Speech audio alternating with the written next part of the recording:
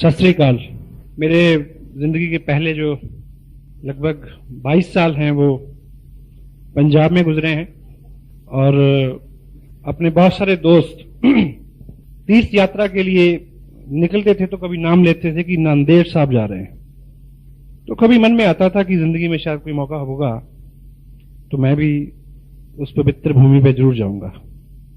तो कुछ ऐसा संयोग हुआ, ये आरसीएम बिजनेस मेरी जिंदगी में आया और केवल आरसीएम बिजनेस ही नहीं, मुकेश जी जैसी अपलाइन मेरी जिंदगी में आई और उनके ही कहना चाहिए स्नेह का ये नतीजा है कि आज मेरी अपनी जिंदगी का एक सपना पूरा हुआ है कि आज मैं उस भूमि पे हूं जिस पे आने के लिए मैंने कई साल अब अपने मन में इच्छा रखी थी।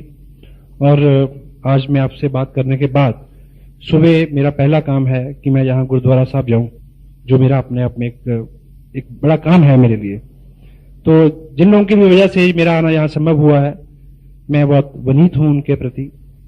मेरे मन में बड़ी श्रद्धा है उन लोगों के लिए, स्पेशली इस बिजनेस के लिए जिसने मेरे को मौका दिया कि कम से कम 40 घंटे की ट्रैवलिंग के बाद मैं आप लोगों के बीच में इस पुण्य का लाभ लेने के लिए पहुंचा हूं।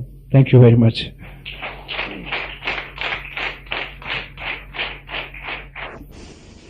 आम आदमी की 3 मूलभूत ऐसी ख्वाहिशें होती हैं जिसके इर्द गिर्द उसके सारे सपने, उसकी सारी सोच रहती है और यदि उसके पीछे कर्म भी शामिल हो जाए तो वो सपने साकार हो जाते हैं।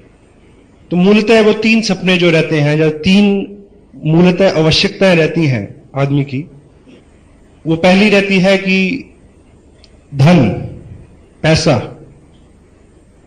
पैसा और पैसे से खरीदी जा सकने वाली वो हर चीज आदमी की सूची में सबसे ऊपर रहती है, क्योंकि सामाजिक जीवन जो है हमारा वो उसके बिना पूरा नहीं होता। तो दूसरी चीज जो व्यक्ति के दिमाग में सबसे ज्यादा रहती है, स्पेशली एक सामाजिक प्राणी के दिमाग में, वो रहती है पहचान, कि व्यक्ति का कुछ नाम हो, दूसरे लोग उसको नाम से, उसके काम से पहचाने। तीसरी मेरी दृष्टि में जो चीज रहती है वो आदमी की एक मूलतः बहुत भीतर एक ख्वाहिश ये रहती है कि वो जिंदगी में किसी के काम आ सके। सहमत हैं आप इस बात से? हमारे वहां तो ऐसा होता है, आपके यहां भी होता है। तो पैसे की दृष्टि से मैंने एक चीज आपने सुनी होगी कि आज तक कोई भी व्यक्ति पूरी दुनिया में नौकरी से अमीर नहीं बना, नौकरी से, चाहे कितनी भी बड़ी जॉब हो उसकी। तो यदि आपको आर्थिक दृष्टि से कुछ बड़ा करना है तो आपको बिजनेस को चुनना पड़ेगा। तो मैं भी कुछ इस तरह की कुछ पारिवारिक पृष्ठभूमि, कुछ उस माहौल की प्रेरणा, तो कुछ इस तरह की लोगों की सोबत जिन्होंने मेरे को प्रेरित किया कि मुझे करियर वाइज बिजनेस में आना चाहिए ताकि मैक्सिमम आदमी जो है उससे पैसा ले सके। नाम की दृष्टि से मैंने लेखन शुरू किया, बहुत सारे न्यूज़पेपर्स में मैंने बीइंग जर्नलिस्ट उसको रिप्रेजेंट किया as a freelancer Chandigarh circle से। और बीच बीच में जब भी समय मिला मेरे को, तो ऐसी कुछ एनजीओज रही हैं, कुछ समाज सेवी संस्था रही हैं जिसमें बड़ी प्रबल इच्छा रही है कि मैं उनके साथ कुछ काम करूं, ताकि जो तीसरा आदमी का दृष्टिकोण है, जो तीसरे आदमी की भूख है कि मैं कुछ कर पाऊं किसी के लिए, उस दृष्टि से मैं संतुष्ट हो सकूं। तो पिछले लगभग 15 साल का जो मेरा करियर रहा है वो इन तीनों सेतुओं में झूलता रहा है और तीनों क्षेत्र जो है वो डिसबैलेंस्ड रहे हैं, क्योंकि जब आप पैसे की दृष्टि से बिजनेस में पूरा ध्यान देंगे तो लेखन वगैरह उन चीजों में बहुत ज्यादा नहीं कर पाएंगे। उधर जाएंगे तो बिजनेस में लॉस होगा, दोनों में ध्यान देंगे तो सामाजिक दृष्टि से आप ज्यादा कुछ नहीं कर पाएंगे। लेकिन आज से लगभग 1 साल पहले जब मैंने आरसीएम बिजनेस के इस प्लेटफॉर्म को देखा तो एक चीज क्लियर हुई कि ये वो प्लेटफॉर्म है, यदि इसके साथ जुड़ के काम किया जाए तो वो तीनों चीजें एक ही वक्त में एक ही प्लेटफॉर्म पे मिल सकती हैं। This is RCM business, unlimited money, unlimited name and fame, and किसी भी लिमिट तक आप लोगों को हेल्प कर सकते हैं, so they can achieve what you have achieved. तो इस दृष्टिकोण से मैंने इस बिजनेस को अपनाया और पूरी ऊर्जा से काम किया पहले डे वन से, पहले दिन से। और चूंकि ये बिजनेस भीलवाड़ा से शुरू हुआ और हरियाणा में बहुत अच्छा इसका काम है, तो आप कभी उधर आएं और देखें कि हर वर्ग का व्यक्ति, हर बैकग्राउंड का आदमी, हर फील्ड का व्यक्ति इसमें बहुत अच्छा पार्टिसिपेट कर रहा है और बहुत अच्छी इनकम इससे ली जा सकती है, लोग लेते हैं। और जिस तरह की प्रोग्रेस इधर, क्योंकि भापना जी से और रमेश जी से, मुकेश जी से समय समय पे बात होती रहती है, तो 4-5 महीने में जितनी प्रोग्रेस इधर आपके जहां हुई है, तो मैं आपको एक चीज तो दावे से कह सकता हूं कि आपका ये नांदेड़ शहर और आपका जो एरिया हिंदुस्तान में आरसीएम बिजनेस में अब तक जितने भी कीर्तिमान बने हैं वो इस शहर में टूटने वाले हैं। दिस इज ऑल्सो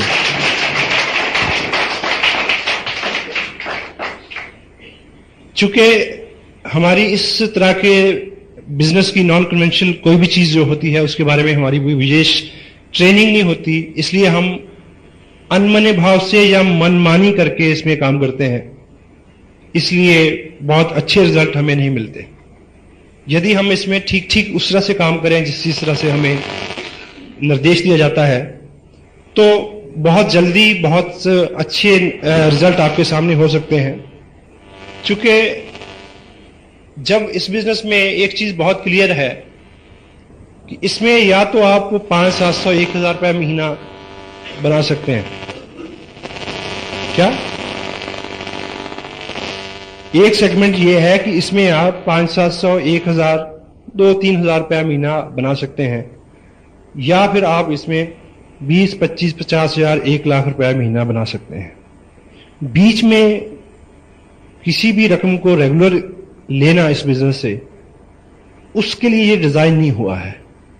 हेलो, ये उसके लिए डिजाइन नहीं हुआ है। तो जितना बड़ा इसमें पोटेंशियल है, उतना बड़ा आपका पात्र होना जरूरी है।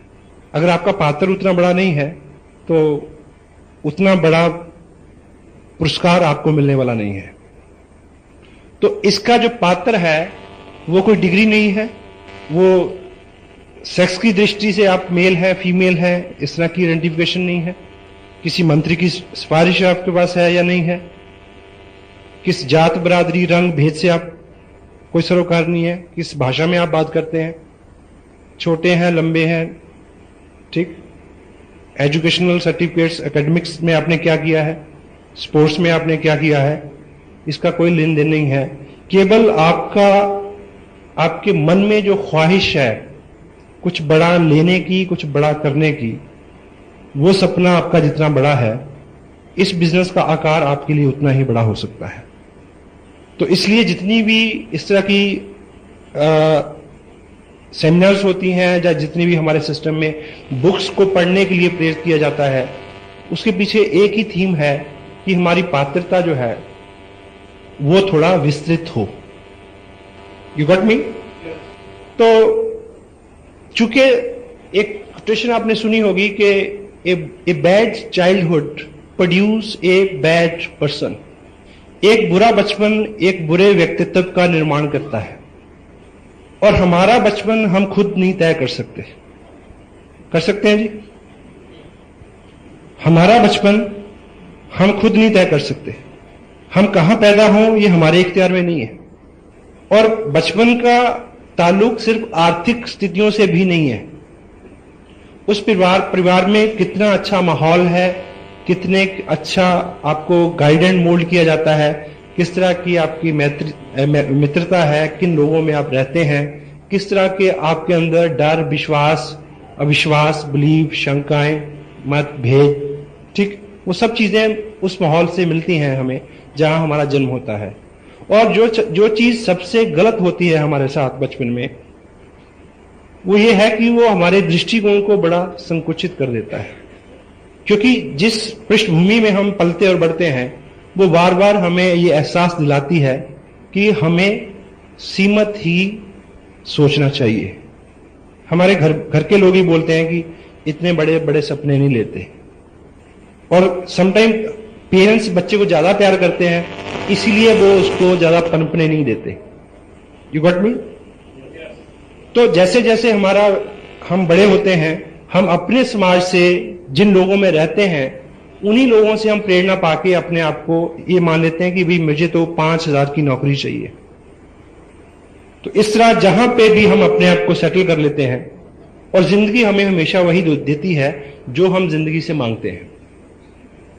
अभी एक किताब आपको जहां अवेलेबल हो जाएगी, अभी 1-2 कॉपियां उसकी हैं, सोचिए और अमीर बनिए, thinking and grow rich. Napoleon Hill इसके राइटर हैं। इस व्यक्ति ने अपनी जिंदगी के बेहतरीन 25 साल अमेरिका में उस वक्त के कामयाब लोगों के साथ रह के इस फैक्ट को दरियाफ्त किया, पता लगाया कि वो क्या ऐसी कलाएं या क्या ऐसे गुण और आदतें हैं जिनको ग्रहण करने के बाद कामयाब लोग जो हैं वो बहुत कामयाब होते हैं। तो एक जगह इन्होंने जिक्र किया है कि आपकी जिंदगी एक बहुत इंसाफ पसंद मालिक की तरह है और वो आपको पूरी छूट देती है कि आप उससे अपना वेतन, अपनी पगार खुद तय करें। लेकिन एक शर्त है, जो आपने तय कर ली वो हमेशा वही आपको देगी। यदि आपने अपनी जिंदगी को बोला कि मैं 5,000 का व्यक्ति हूं तो वो 5 का ही होगा। यदि आपने जिंदगी को बोला कि नहीं मैं तो 2 लाख रुपए का व्यक्ति हूं तो वो 2 लाख रुपए की पगार आप उससे पा सकते हैं। यदि आप उसने बोला कि मैं तो इस स्टेट का मुख्यमंत्री हो सकता हूं तो वो तथास्तु ही बोलेगी कि तुम हो सकते हो। हेलो? तो उसके पास जितना बड़ी हमारी पात्रता हम डिसाइड करेंगे उतना ही बड़ा हमें पुरस्कार मिल सकता है। चूंकि हम आज तक अपनी अपनी जगह पे इसलिए संकुचित दायरे में अपनी जिंदगी को काटने के लिए बाध्य हैं जिसमें हम में से किसी का भी कोई कसूर नहीं है। बचपन में जो शिक्षा हमें मिली है, जिस तरह का दृष्टिकोण हमें दिया गया है, जिस तरह के माहौल में हम पनपे और बड़े और पले हैं, उसी तरह का हमारा व्यक्तित्व हमारे हाथ में है। लेकिन सौभाग्यवश हम कहां से आए हैं उससे कोई फर्क नहीं पड़ता। हम कहां जा सकते हैं ये आज आपके हाथ में है। Now you can decide it. जो बीत गया वो भूत है, चला गया है, उससे कोई फर्क नहीं पड़ता। और हमारा जो बचपन है और उसकी जो हमारी शिक्षा है, एक उदाहरण से आप ये समझेंगे कि एक हाथी के बच्चे को जब पकड़ा जाता है तो उसको एक बहुत पतली चेन के साथ बांधा जाता है, लेकिन वो पतली सी चेन उसके अपने बल के मुताबिक बहुत बड़ी होती है। बचपन में वो बार बार कोशिश करता है उसको तोड़ने की, वो नहीं टूटती है। बार बार वो कोशिश करता है, वो नहीं टूटती है। और लेकिन वो व्यस्क होता है, बड़ा होता जाता है। और 2-4 साल में जब वो पूरा बलवान और पूरा व्यस्क हो जाता है तो उसके अपनी क्षमता के मुताबिक तब वो चेन बहुत छोटी होती है। लेकिन तब उसका मालिक उसको बड़े पेड़ के साथ नहीं बांधता है, झाड़ के साथ ही बांध देता है। लेकिन उसके दिमाग में ये सेट हो जाता है, जैसे ही वो पांव आगे बढ़ाता है, थोड़ी सी खींच उसको पड़ती है तो उसके दिमाग में ये पक्का हो गया कि मैं इसको तोड़ नहीं सकता। इसलिए वो कभी ज्यादा बल नहीं लगाता और सारी उम्र उसके साथ बंधा रहता है। तो लगभग उसी तरह की कहानी आम आदमी के साथ रहती है। जिस तरह की उसकी माइंड की ट्रेनिंग हो गई है वो उसी में बिलीव करता है, उसी में विश्वास करता है कि भी मैं इससे ज्यादा नहीं कर सकता। एग्री करते हैं आप? और कोई भी बड़ा काम शुरू में मुश्किल होता है और हर मुश्किल एक ही बार होती है। हर बड़ा काम शुरू में मुश्किल होता है और हर मुश्किल केवल एक बार होती है, वो बार बार नहीं आती। जब भी उसमें से आप एक बार गुजर जाएंगे तो फिर उसमें बार बार गुजरना अपने आप में एक मनोरंजन हो जाएगा। आप कुछ भी करके देखें। आप पहली बार साइकिल पे चढ़े तो बहुत डर लगा था, लेकिन बाद में साइकिल पे चढ़ना एक मनोरंजन हो गया। इसी तरह से आपने जो कुछ भी अपने जीवन में पहली बार किया है वो पहली ही बार ही उतना आसान नहीं था। और सेकंड, अभी MLM को लेके, क्योंकि मैं चंडीगढ़ में हूं और वहां पे चंडीगढ़ अपने आप में एक ऐसा शहर है, यहां से बहुत सारी कंपनीज मल्टी लेवल मार्केटिंग के नाम पे उन्होंने बहुत कुछ किया है। और वहां हर चौथे दिन अखबार में एक खबर रहती है कि फला फला कंपनी के जो डायरेक्टर थे उनको पुलिस ने पकड़ लिया, ब्ला ब्ला। जो सो कॉल्ड MLM, जितनी भी स्कीम्स चलती हैं, ठीक। तो आज आपके सामने यहां आप लोगों के पास बिजनेस की बात करते हैं तो लोग क्या कहते हैं कि आओ बिजनेस करें, यहां मना करते हैं, यहां पे हेलो मना करते हैं, यहां माहौल खराब है, सब जगह मना करते हैं, सब जगह सेम सिचुएशन है। लेकिन RCM बिजनेस एक ऐसा प्लान है जिसको हम बोलते हैं यस प्लान। जो भी इसको ठीक से सुन लेगा वो उसको मना नहीं करेगा, लेकिन आपको यह सीखना है कि ठीक से कैसे सुनाया जाए, ठीक से कैसे दिखाया जाए, ठीक है। और आज जितनी बाहर एक्टिविटी है वो किस वजह से है कि लोग इधर से इधर, इधर से इधर शिफ्ट होते हैं, लोग शिफ्ट होते हैं। पहले तो प्रोडक्ट बेस्ड जो चीज है उसके बारे में अभी जिस स्टेप का मुकेश जी ने जिक्र किया उसमें प्रोडक्ट बेस्ड के कुछ सिंबल मैंने बताए हैं। तो प्रोडक्ट बेस्ड जो चीज है, ट्रू MLM क्या है उसको आप समझें, और फिर इसमें पूरे रिजल्ट आने तक पूरी मेहनत से काम करें। अगर आप कोई बीज को बोते हैं शाम को, तो सुबह निकाल के आप देखें उसको, निकाल के कि उगा के नहीं उगा, फिर उसको बो दें, फिर शाम को निकालें, देखें उगा के नहीं उगा, तो वो कभी उगेगा। हेलो, तो लॉ ऑफ नेचर जो है उसके मुताबिक इसकी ग्रोथ होनी है।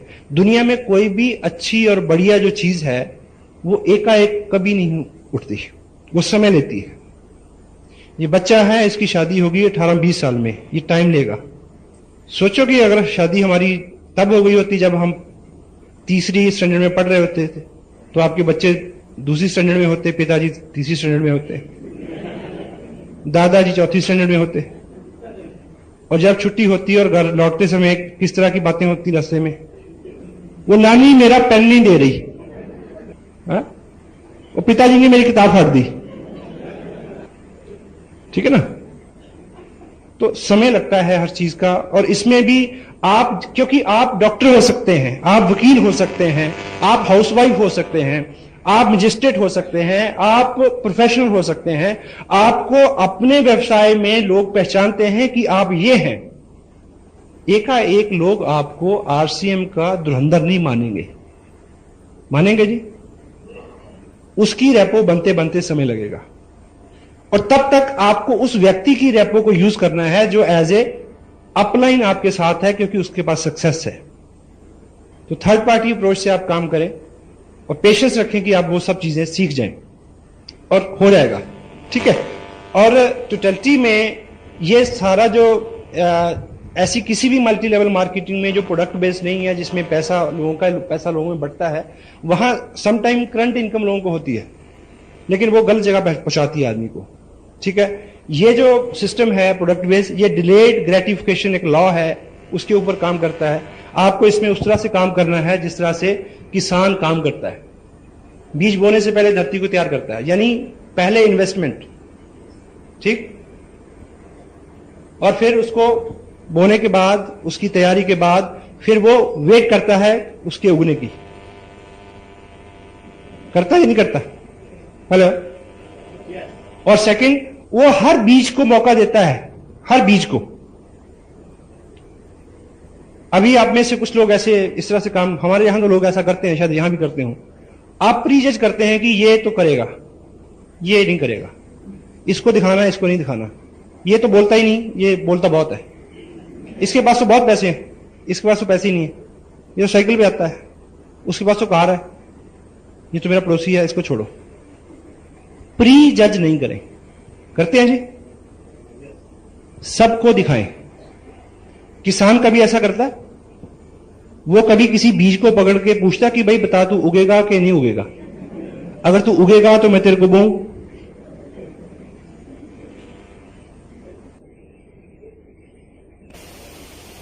भगवान का शुक्र है कि किसान को पता नहीं होता कि कौन उगेगा।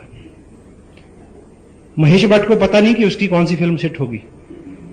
अगर उसको पता हो तो फ्लॉप होने वाली को क्यों बनाएगा जी? बनाएगा कभी? अगर हमारे पिताजी को पता हो कि कौन सा बच्चा लायक निकलेगा, तो एक बात तय है कि मैं यहां नहीं होता।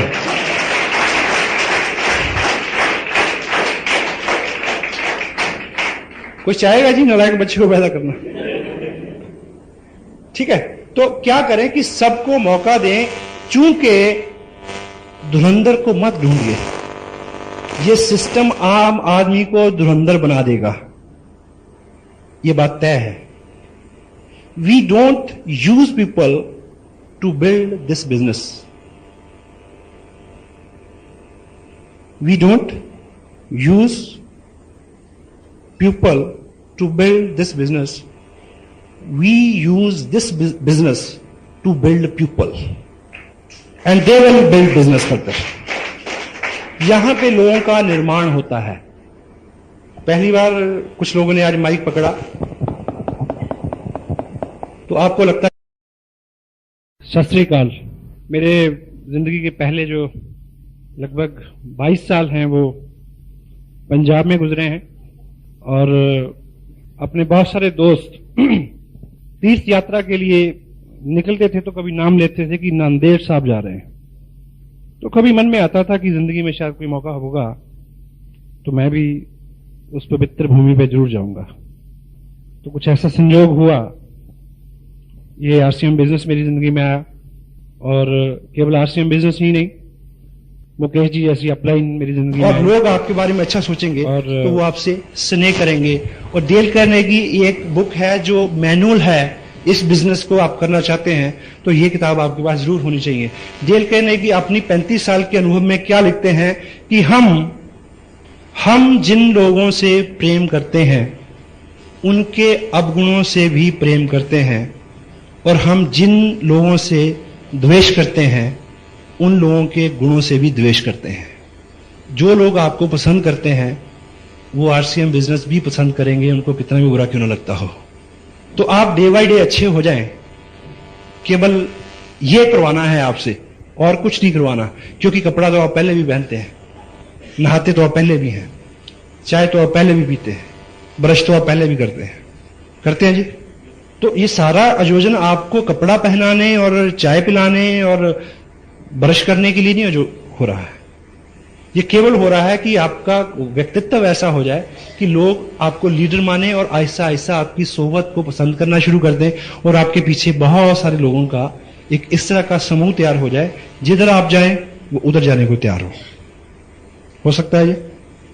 लेकिन एकाएक नहीं होगा, क्योंकि आज आपका और मेरा जो भी कैरेक्टर है ना तो वो एक दिन में बना है ना वो एक दिन में बदलेगा। एक दिन दूध पी के आप पहलवान नहीं हो सकते और एक दिन सैर करके आप पतले नहीं हो सकते, सही है। तो उसमें समय लगेगा, इसलिए पेशेंस चाहिए और इसीलिए निरंतर प्रयास। क्योंकि अपने आप में संस्कार डालना एक लंबी प्रक्रिया है, वो उस तरह की प्रक्रिया है जिस तरह से हम पानी टपका के किसी पत्थर में छेद करें। तो कितना समय लगेगा? ड्रिप ड्रिप ड्रिप, बूंद बूंद बूंद करके बहुत सारा समय लगेगा, फिर हमारी आदतें में बदलाव आता है। एक बात आपने सुनी होगी कि एक स्ट्रीम, एक नदी बहुत तेज बह रही थी, उसमें एक मेंढक बहता हुआ जा रहा था, मेंढक। तो साथ में एक बिच्छू भी बहता जा रहा था, लेकिन बिच्छू क्योंकि तैर नहीं सकता वो डूबता तैरता जा रहा था, ऐसे मर रहा था। तो उसने मेंढक को ये रिक्वेस्ट की कि भाई तू मेरे को अपनी पीठ पे बिठा के पार लगा दे तो मेरी जान बच जाएगी। तो मेंढक ने कहा कि ये सेवा का काम तो मेरे को पसंद है, पर मेरे को डर है कि जैसे मैं तेरे को अपनी पीठ पे बिठाऊंगा तो तू मेरे को काट लेगा। तो बिच्छू ने बोला कि मैं इतना पागल नहीं हूं, जबकि अगर मैं तेरे को काटूंगा तू मर जाएगा तो मैं डूब जाऊंगा, इसलिए मैं मरने के लिए तो कम से कम तेरे को माफ कर ही दूंगा, ऐसा मैं नहीं करूंगा। उसने प्रॉमिस किया। तो बात भी जायज है कि वो क्यों काटेगा उसको। मेंढक ने उसकी बात मान ली और जैसे ही उसको उसने पीठ पे बैठा के किनारे की तरफ चलना शुरू किया तो बिच्छू ने तुरंत उसको ऊपर से काट लिया। तो मेंढक के जिस्म में एकदम जहर गया, वो मर रहा, डूब रहा है और बिच्छू से पूछ रहा है कि जब तेरे को पता है कि मेरे मरने से तू मर जाएगा तो फिर तुमने मेरे को काटा क्यों? तो बिच्छू ने कहा कि मैं क्या करूं, मेरी आदत है।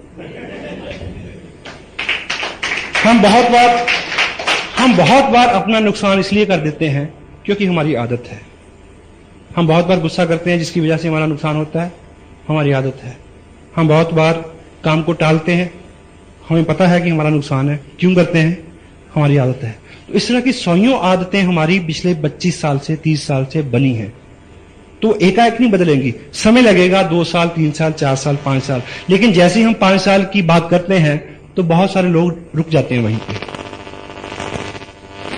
वो हिसाब में पड़ जाते हैं। वो सोचते हैं कि 5 साल बाद तो मैं 43 साल का हो जाऊंगा।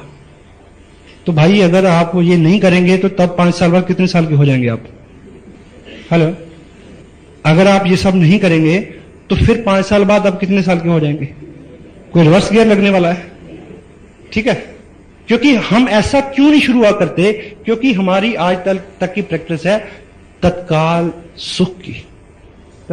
और हम हिंदू मैथोलॉजी में क्या है कि आप यहां पे ये सब जो वर्जन है, मर्यादा में रहो, स्वर्ग में सब कुछ मिलेगा।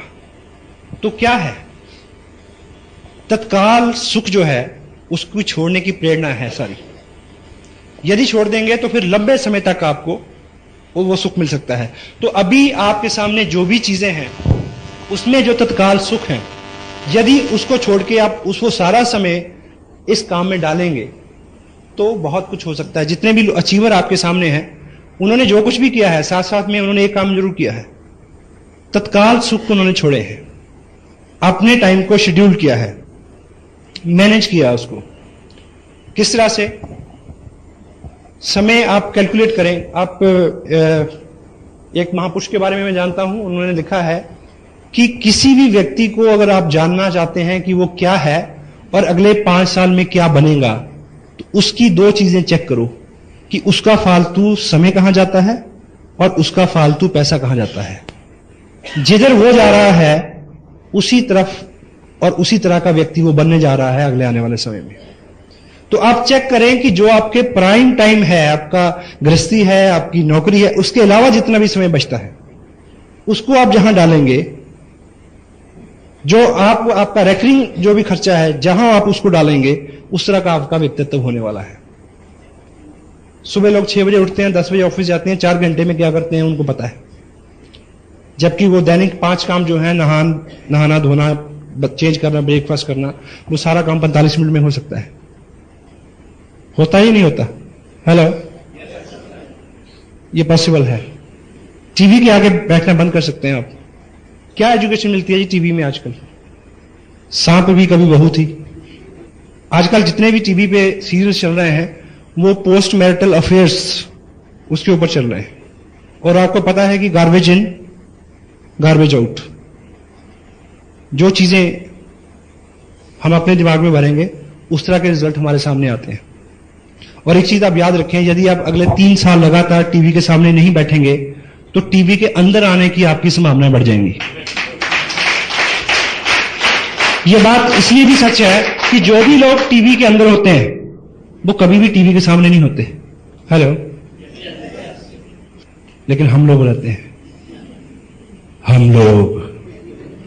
ठीक है, तो टाइम न्यूज़पेपर आपने सारे, आपको पिछली बार इलेक्शन हुए कितनी सीटों पे कांग्रेस खड़ी थी, बीजेपी खड़ी थी, कौन जीता कौन हारा, सारे आंकलन निकाले थे। उसके बावजूद भी आपके घर में कोई चेंज नहीं हुआ जी? कारगिल में लड़ाई होती है तो आप कमांडर को गाली देते हैं कि उसको तो कुछ आता ही नहीं, भले ही कभी मक्खी ना मारी हो खुद। सचिन एक चौका लगा देता तो क्या होता है बताओ? कोई डर मिलते आपको? वो उसको हारने के भी पैसे मिलते हैं। ठीक है, तो उस सारे समय को आप शेड्यूल करके इसमें लगाएं। और इस बिजनेस के बारे में 1-2 सीरियस चीजें हैं जिसको करने की जरूरत है। वो ये पार्ट टाइम बिजनेस है। कितने लोग हैं जो फुल टाइम करते हैं या करना चाहते हैं?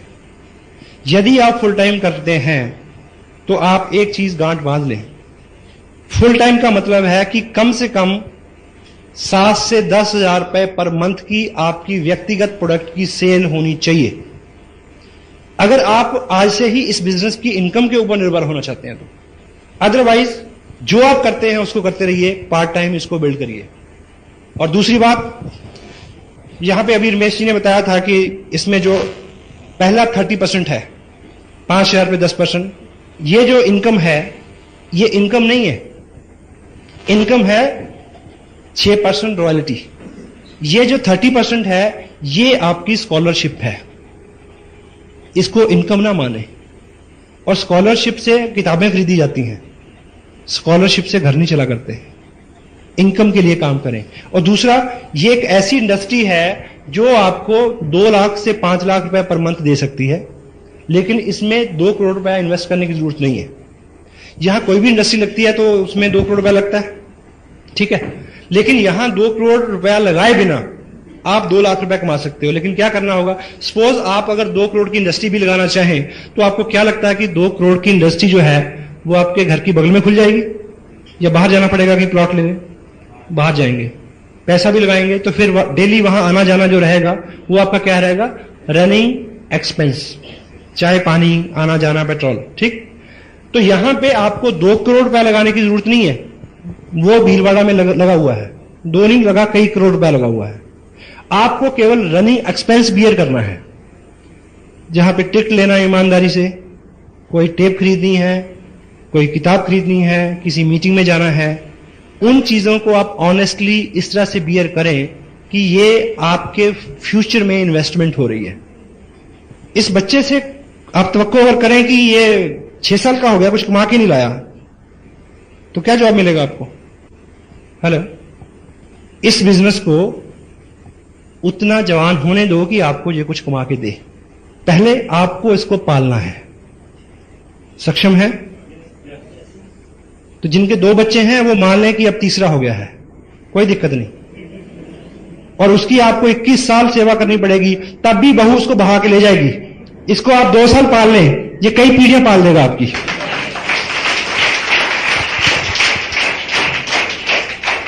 देखिए, मैं पिछले 13 महीने, 1 साल मेरा जो भी काम करने का तरीका रहा, मैंने वो सभी ऑप्शंस जो सोशल एंगेजमेंट्स होती हैं छोटी छोटी, उसको स्थगित रखा। मेरा अपना शेड्यूल है, अगले ये 2 महीने का मेरा शेड्यूल बना हुआ है। तो जिस दिन मेरा रिलैक्स है, उस दिन में कोई अगर शादी आ गई, कोई सोशल काम निकल आया, तो मैं जाऊंगा, नहीं तो मैं अपनी कोई भी अपॉइंटमेंट कैंसिल करने वाला नहीं हूं। पिछले 1 साल में मैंने कोई शादी अटेंड नहीं की, और खुशी की बात है कि किसी ने भी अपनी शादी कैंसिल नहीं की मेरी वजह से, कि भाई तुम नहीं आ रहे इसलिए शादी नहीं करेंगे। कोई रुकता है भाई? बुरे काम के लिए कोई नहीं रुकता। ठीक है, तो पूरे 1 साल में जो भी छोटी छोटी चीजें होती हैं, देखिए, जब तक हम त्याग नहीं करेंगे तो कुछ बड़ी चीज हमें मिलने वाली नहीं है। मानते हैं आप? इसी 1 साल में मेरा जितना भी शेड्यूल रहा, मेरा अपना बर्थडे था, मैं बाहर था, मेरे बच्चों का बर्थडे था, मैं उस दिन बाहर था, हमारी मैरिज एनिवर्सरी थी, पहली ऐसी एनिवर्सरी थी जिसमें हम अलग थे, और पिछले 30 साल में लगभग पहली बार ऐसा होने जा रहा है कि हर 31 दिसंबर को हम पूरी ग्रैंड फैमिली एक जगह, ऑलमोस्ट एक जगह इकट्ठे होते हैं, और पहली बार 31 तारीख को मेरा नागपुर में कार्यक्रम है, उस दिन मेरी बाहर हुई है। लेकिन क्या फर्क पड़ता है मुझे ये बताइए? आप एक बार कर लीजिए ना, फिर सारी उम्र आप, आज आपको समटाइम मुझे याद है कि मैं रेगुलर 2-3 दिन के लिए घर पे होता हूं, तो मैं सुबह इंतजार करता हूं कि कब 2 बजेंगे, 2, ताकि बच्चे स्कूल से आएंगे तो मैं उनके लिए तैयार होता हूं खेलने के लिए। तो कभी तो आलम यह है कि वो बोलते हैं कि हमारे साथ खेलो, तो आदमी कहता है कि टाइम नहीं है। तो मैं अब 4 दिन के लिए घर पे हूं, तो मैं उनका वेट करता हूं कि भाई वो कब आएंगे और मेरे साथ खेलें। वो तो पता वो क्या पूछते हैं कि आपको कोई काम नहीं है? हमें बहुत सारा काम है। तो ये दिन आ सकता है आपके लिए, वाई, क्यों नहीं आ सकता? हेलो, ठीक है। तो एक बार आप टोटल अपने पूरे टाइम को देखिए। आप किसी की 2 तरह के लोग हैं जिनके साथ आपको सरोकार हैं, आपके दोस्त हैं, रिश्तेदार हैं। उनकी शादियों में, उनके अफसोस में अगर आप नहीं जाते, जो तो लोग सच्चे हैं वो आपकी मजबूरी को समझते हैं, जो सच्चे नहीं हैं उनकी आप परवाह ना करो, बिल्कुल ना करो। क्योंकि आप अपने किसी भी दोस्त को बताएं कि यार मेरे लिए ये जिंदगी मौत का सवाल है, मेरे लिए टोटल लाइफ करियर का सवाल है, इसलिए मैं तुम्हारी शादी में नहीं आ सकता। एक प्रश्न था कि हर दोस्त की शादी में क्यों जाता है? कहते दोस्त ही, सच्चा दोस्त वही होता है जो मुश्किल में काम आता है। ठीक है ना? तो जोक। तो आप अपने जो सच्चा दोस्त है वो समझ सकता है आपके साथ क्या है। जो इसके बावजूद ताना देता है उसकी ये परख होगी कि वो सच्चा नहीं है, छोड़ दीजिए उसको, नो प्रॉब्लम। एक ढूंढो 1000 मिलेंगे। इसी तरह से जितने भी आपके सोशल एंगेजमेंट्स हैं, और आप मान लें हमारे अपने जहां जिस धरती से मैं हूं, वहां एवरेज लोग फॉरेन में सेटल होते हैं बाहर जाके। मुझे ये बताइए कि कोई आदमी 8 लाख रुपया खर्च के अमेरिका गया हो और पीछे मासी की बेटी की एंगेजमेंट हो तो आ जाएगा क्या? हेलो, पड़ोस में बुढ़िया मर जाए तो आ जाएगा? भाई की शादी हो तो आ जाएगा। मैंने एक से एक वक्त देखे हैं वहां, नहीं आया जाता। मदर तक एक्सपायर हो जाए तो लोग नहीं आते। रोजगार और पैसा इतनी बुरी चीज है। इससे पहले कि कोई नाइट मेयर आपको मिले, इससे पहले कि आपकी जिंदगी में कोई ऐसा कड़ा वक्त आ जाए कि आपको सब कुछ छोड़ के कुछ करना पड़े, पहले ही जग जाओ, पहले ही कर लो। क्यों ऐसे वक्त की इंतजार करते हैं हम लोग? हेलो, देखिए धक्का लगता है तो आदमी, आपको याद होगा कि एक स्टोरी है, एक व्यक्ति इंडिया से फॉरेन गया था एलएलबी करने, कहानी है। उसने एलएलबी की, आके एक अच्छा वकील बन गया, उसके बाद वो अच्छा जज बन गया, जज बनने के बाद वो सुप्रीम कोर्ट का जज बन गया, फिर वो मर गया, कहानी खत्म हो गई। लेकिन इस कहानी में एक मोड़ है कि वो जब वो वकील बनने गया था तो उसको ट्रेन से उठा के बाहर फेंक दिया इसलिए कि वो इंडियन है। फिर वो आके वकील नहीं बना, राष्ट्रपिता बना। अगर वो धक्का नहीं पड़ा होता तो करेंसी नोट के ऊपर उसकी फोटो ना होती। हेलो, तो हम उस धक्के का इंतजार क्यों करें? पहले ही जग जाए। हेलो, जितनी भी किताबें, जितनी भी बातें, जितनी भी हम आपसे यहां जितनी भी प्रेरणा आपको मिलती है कि हम ये पढ़ें, क्योंकि कहीं ना कहीं किसी ना किसी चीज की घटना, किसी ना किसी घटना से आदमी को प्रेरणा मिलती है कि वो कुछ बड़ा करे, वो जग जाए। ठीक है, तो हम खुद अपने सेल्फ डिसिप्लिन से अपने आप को मैनेज कर लें तो वो सबसे अच्छा रहेगा। जैसा मैंने पहले थोड़ा सा इस इशू को कवर किया है कि इस बिजनेस में आपकी प्रगति, आपके व्यक्तित्व के विकास में जो होने वाली प्रगति है उसके ऊपर निर्भर करती है। ये बिल्कुल सत्य है। टोटल ऑनेस्टी, और ऑनेस्टी भी ऐसी, तो उसमें बोल्डनेस हो, डरे ना, कुछ होने वाला नहीं है। आपने एक कुछ लोग डोल जाते हैं। एक कहानी आपने सुनी होगी, एक लकड़हारा था, लकड़ी काट रहा था, उसका कुल्हाड़ा पानी में गिर गया तो देवता प्रकट हुए। तो देवता ने एक कुल्हाड़ी निकाली, उसमें से पानी में से सोने की थी। पूछा कि तुम्हारी है? उसने बोला नहीं। उसने दूसरी निकाली, चांदी की थी, बोला तुम्हारी है? क्या बोला? उसने तीसरी निकाली, सोने की, पूछा तुम्हारी है? तीसरी लोहे की निकाली जब असली वाली, तो पूछा कि ये तुम्हारी है? उसने क्या बोला? हाँ मेरी है। तो देवता बड़ा प्रसन्न हुआ, तो उसने तीनों कुल्हाड़ी उसको दे दी। ये सतयुग की बात है। कल युग में फिर भगवान ऊपर से विचरण कर रहे थे, तो एक वही लकड़हारा नदी के किनारे रो रहा था। भगवान ने देखा कि बंदा तो वही लगता है, तो देखें कल युग का क्या असर हुआ ऐसे ऊपर। लेकिन वो आदमी ईमानदार था। भगवान आए तो बोला क्यों रो रहा? कहता जी मेरी बीवी गिर गई इसमें। क्या हुआ? मेरी बीवी पानी में गिर गई। तो देवता ने कहा कोई दिक्कत नहीं। देवता अंदर गए, उस फटा से प्रीति जिंटा को निकाल के लाए। तो पूछा तुम्हारी है? कहता हां।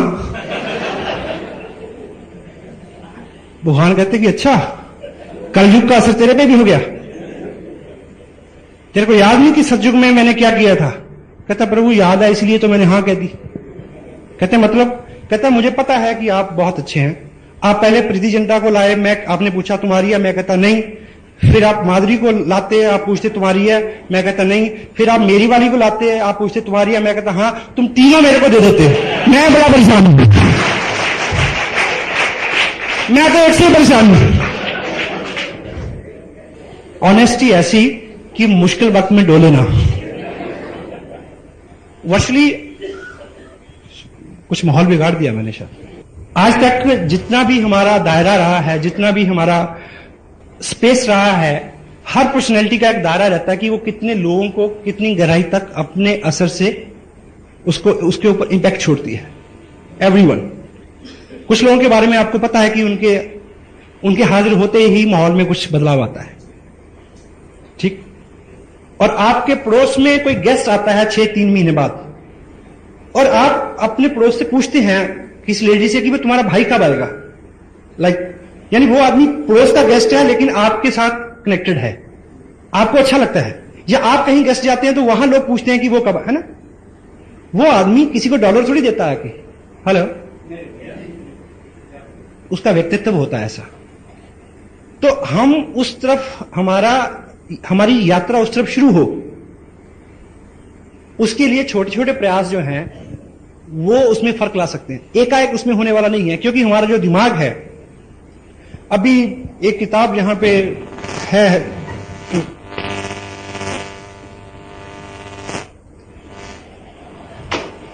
दुनिया का सबसे महान चमत्कार।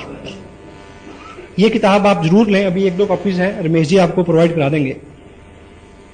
ये हमारे दिमाग की रीप्रोग्रामिंग के लिए है, क्योंकि every habit is a learned behaviour and every learned behaviour could be unlearned with practice.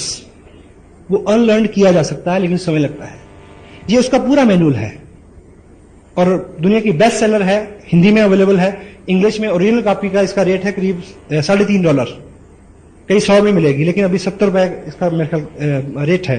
तो इसमें टोटलिटी में क्योंकि अपना जो दिमाग, ह्यूमन ब्रेन जो है, वो केवल इनपुट के लिए है। जो भी विचार, जो भी घटना, जो भी संवाद और संदेश उसमें आता है, वो उसी में रहता है, बाहर नहीं निकलता। और उसी से हमारा डर, वहम, हमारे व्यक्तित्व का, हमारी आत्माओं का निर्माण होता है।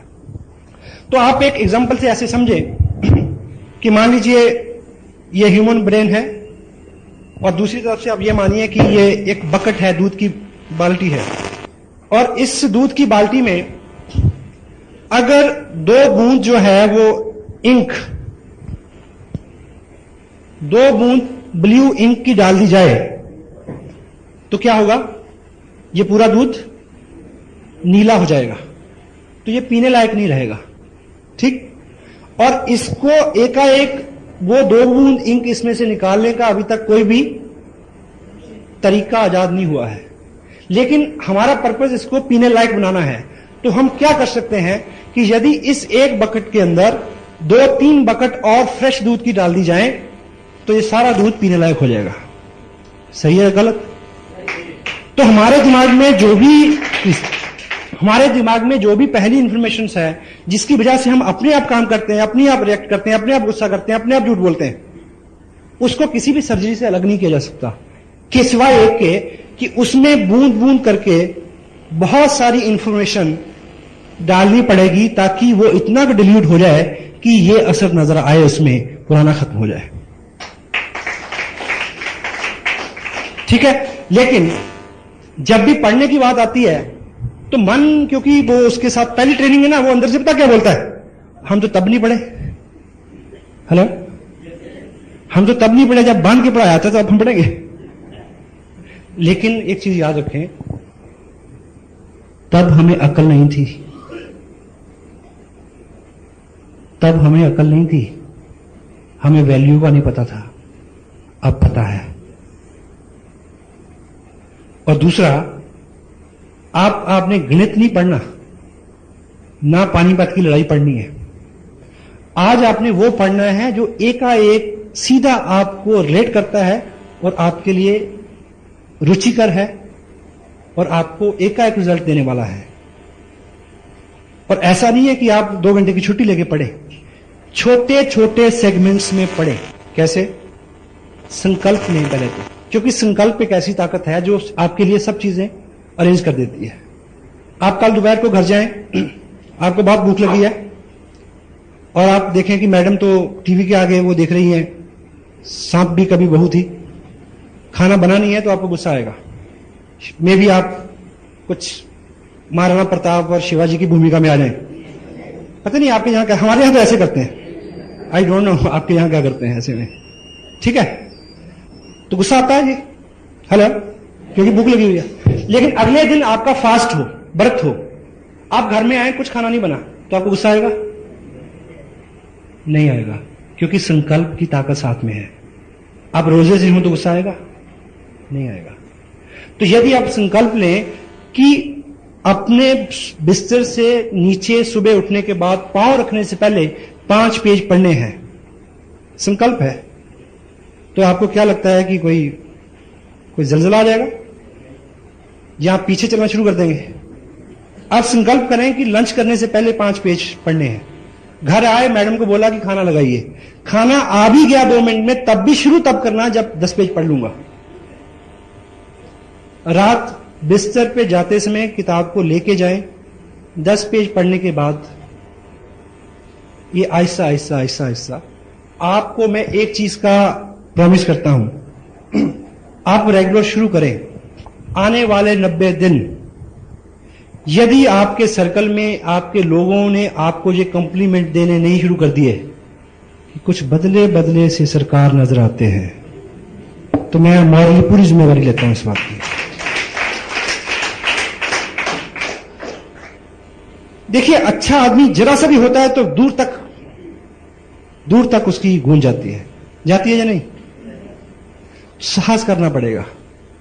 जिस दोस्त को कभी जी करके नहीं बुलाया, उसको आप जाते बोलिए तो मुकेश जी, क्या होगा इसको? ठीक है, लेकिन ये शुरुआत है, डरे नहीं, संकोच नहीं करें, एक बार शुरू करें, आगे चल के आपका सारा काम बहुत आसान होने वाला है।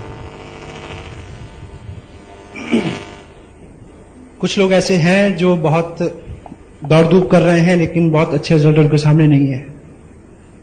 यदि हैं तो एक चीज याद रखें, ये काम अकेले मत करें, आपको हेल्प की जरूरत है और हेल्प बिल्कुल फ्री मिलती है यहां पे। हेलो, अपनी पूरी क्षमता का जोर ना लगाएं। अगर आपने एक ट्रक को ऊपर उठाना है तो आपकी ताकत से नहीं उठेगा, जैक से उठेगा।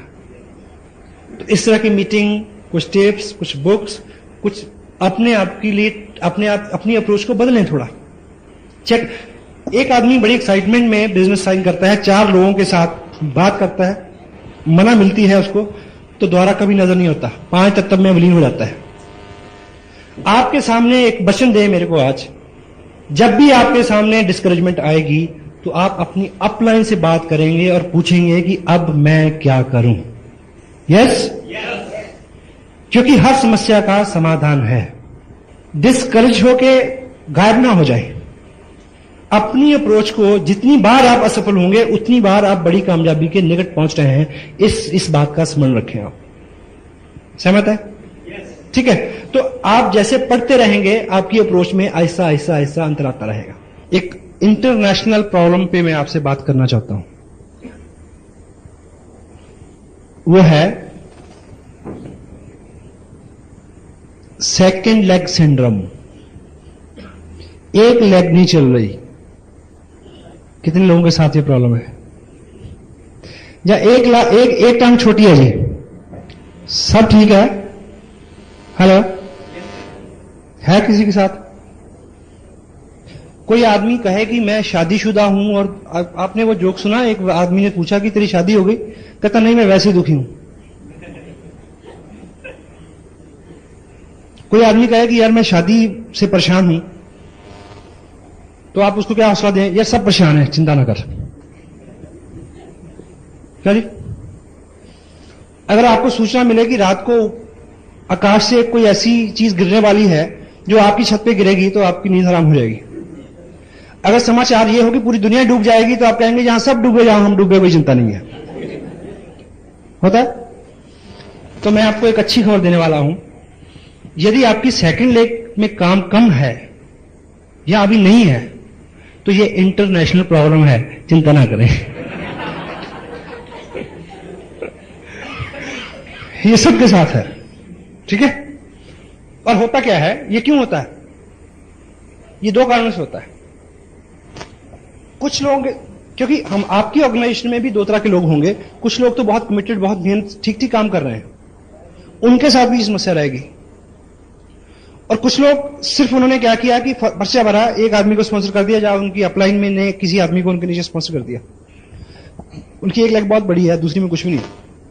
जो आदमी ये शिकायत करता है कि मेरी दूसरी चलती नहीं है, तो बड़े ख्याल रखे कि उसकी एक भी नहीं चलती, उसकी एक भी किसी और कारण से चल रही है, उसने खुद नहीं चलाई। जिसने एक चला ली वो दूसरी चला लेगा।